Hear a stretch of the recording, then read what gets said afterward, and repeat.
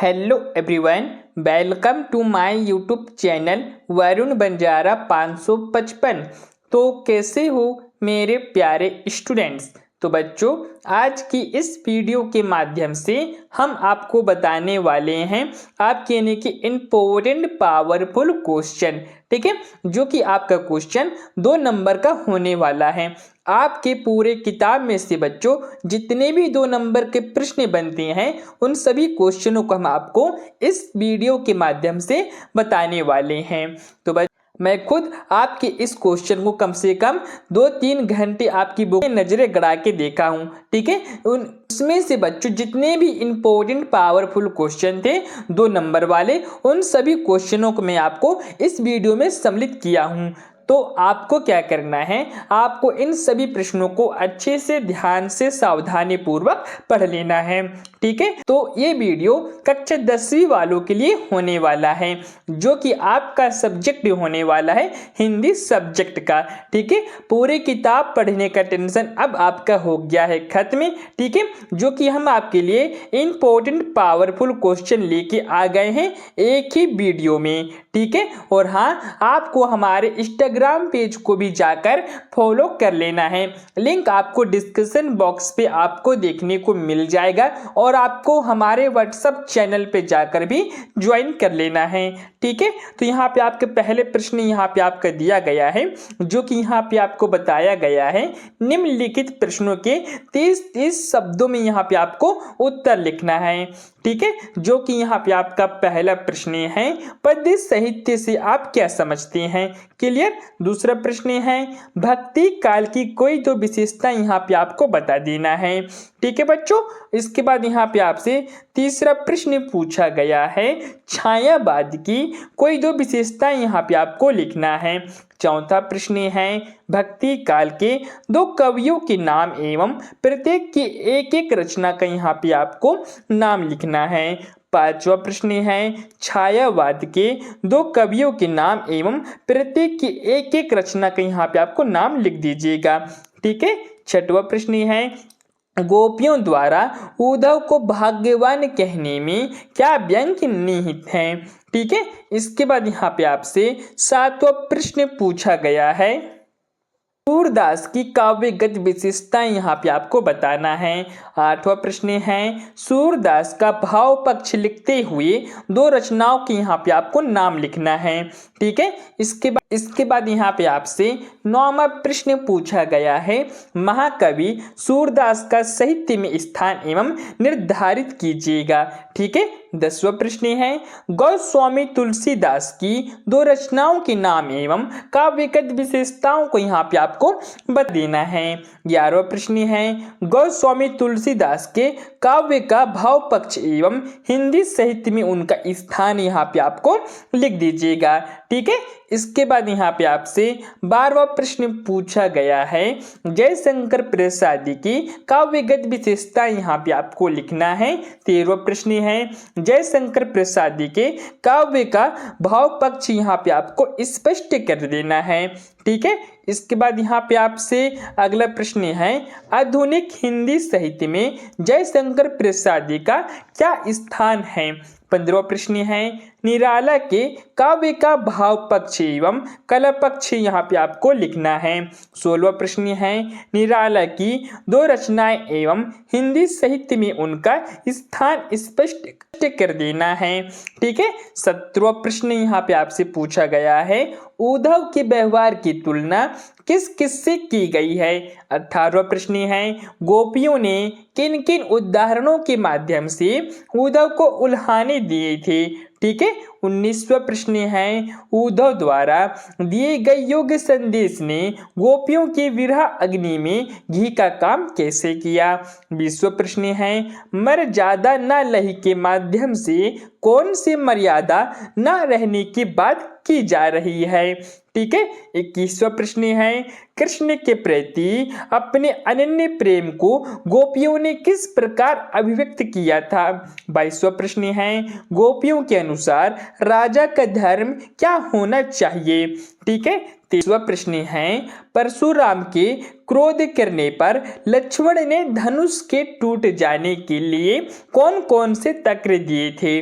ठीक है। 24वां प्रश्न है, लक्ष्मण ने वीर योद्धा की क्या क्या विशेषताएं बताई हैं? ठीक है।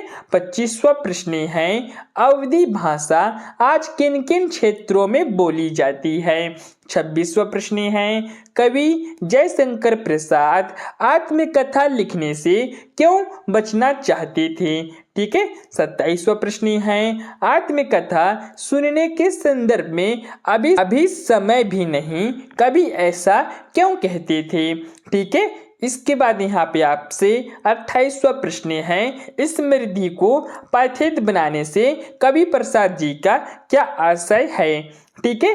29वां प्रश्न यहाँ पे आपसे पूछा गया है, निराला बादल से फुहार रिमझिम या बरसने के स्थान पर गरजने के लिए कहते हैं, क्यों? ठीक है।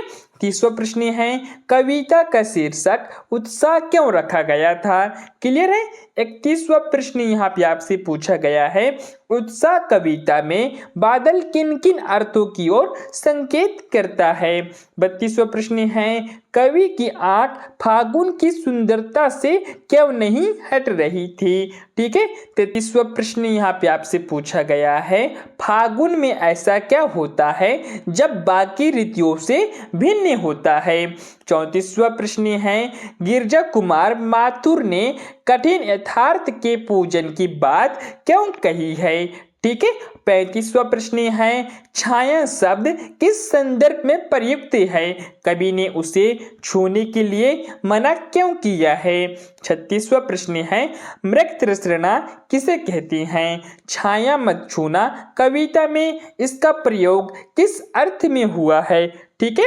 इसके बाद यहाँ पे आपसे 37वां प्रश्न पूछा जाएगा, जो कि क्या है, छाया मत छूना कविता में व्यक्त दुखों के कारणों को स्पष्ट यहाँ पे आपको कर देना है।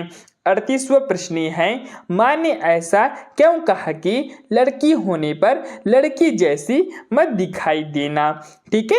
39वां प्रश्न यहाँ पे आपसे पूछा गया है, आग से रोटियां सेकने के लिए माँ ने बेटी को सचेत करना क्यों जरूरी समझा? 40वां प्रश्न है, माँ को अपनी बेटी अंतिम पूंजी क्यों लग रही थी? ठीक है। 41वां प्रश्न है, माँ ने बेटी को क्या क्या सीख दी? बच्चों, इस तरह आपके यानी कि 41 प्रश्न यहाँ पे आपका पूरा कंप्लीट हो जाता है। यदि आपको इन प्रश्नों का सभी प्रश्नों का आपको उत्तर चाहिए तो आपको क्या करना है, हमारे इसी वीडियो में आपको कमेंट कर देना है। ठीक है। हम आपके लिए जो कि इसका अगली वीडियो आएगी उसका आंसर बता देंगे। और हाँ, उससे पहले भी हम आपको हमारे व्हाट्सएप चैनल पे हम आपको इसका आंसर भेज देंगे। ठीक है। कहाँ पे? व्हाट्सएप चैनल पे। लिंक आपको हमारे डिस्कशन बॉक्स पे आपको देखने को मिल जाएगा। ठीक है। और बच्चों, हाँ, आपके हिंदी विषय में से नहीं, आपके गणित से सामाजिक विज्ञान, विज्ञान, इंग्लिश, इन सभी सब्जेक्टिव का इसी तरह आईएमपी क्वेश्चन डेली आने वाला है। ठीक है। तो आप हमेशा शाम को और सुबह तैयार रहना और आपको हमारी वीडियो को पूरा वॉच करना है, पूरा देखना है। ठीक है। और जो आपको हमारी वीडियो के माध्यम से बताया जाता है उसे आपको फॉलो करना है। आप इस वीडियो को पूरे क्वेश्चनों को आपके कॉपी में नोट्स कर लो, जो क्वेश्चन आपसे बनते हैं उन्हें आपकी फिर कॉपी में लिखते चलो एक तरफ से। ठीक है। और मैं आपके लिए, यदि आप वीडियो में कमेंट करेंगे तो मैं आपके लिए इसमें कि अगले पार्ट में मैं आपके लिए इन सभी प्रश्नों का आंसर लेके आ जाऊंगा। ठीक है। तो आपको वीडियो में कमेंट करना है। और हाँ, अभी तक आपने हमारे यूट्यूब चैनल को सब्सक्राइब नहीं किए हो ना, तो आप हमारे यूट्यूब चैनल को सब्सक्राइब करके बेल आइकन की घंटी पर सिलेक्ट कर लेना है। ठीक है। दूसरे नंबर पे हमारा आ जाता है इंस्टाग्राम। ठीक है। तो अभी तक आपने हमारे इंस्टाग्राम पेज को भी जाकर फॉलो नहीं किए हो तो क्या ही किए हो, वैसे तो बहुत सारे रील्स देखते रहते हो, एरे गैरे को फॉलो करके रखते हो। ठीक है। हमारा इंस्टाग्राम पेज एजुकेशन एजुकेशन से संबंधित है। आपको जब भी आप हमारे इंस्टाग्राम पेज में जाएंगे आपको कुछ ना कुछ नया सीखने को मिलेगा। तो आपको डिस्क्रिप्शन बॉक्स में आपको इंस्टाग्राम पेज का भी आपको लिंक देखने को मिल जाएगा, वहां पे जाके भी फॉलो कर लीजिएगा। ठीक है, तो चलिए बच्चों मैं आपके लिए छोड़ देता हूं, इन सभी प्रश्नों का आंसर मैं आपको इंस्टाग्राम पेज पे दे दूंगा। ठीक है, एक या दो दिन के बाद इन सभी प्रश्नों का आंसर आ जाएगा, आप वहां पे जाकर चेक कर लेना। ठीक है, और बच्चों यहाँ पे आपका रहा मेन पॉइंट, अभी तक आपने हमारे व्हाट्सएप चैनल पे जाके ज्वाइन नहीं किए हो ना, तो आप इसमें जाकर 100% ज्वाइन कर लीजिएगा। ठीक है, लिंक इसका भी आपको डिस्कशन बॉक्स पे आपको देखने को मिल जाएगा। ठीक है, और बाकी आप खुद ही समझदार हो, मैं आपको और क्या ही समझाऊं। ठीक है, तो चलिए बच्चों अब हम आपसे लेते हैं विदा और मिलते हैं कोई अगली वीडियो में कोई अगली टॉपिक के साथ। ठीक है, तब तक के लिए जय हिंद, वंदे मातरम।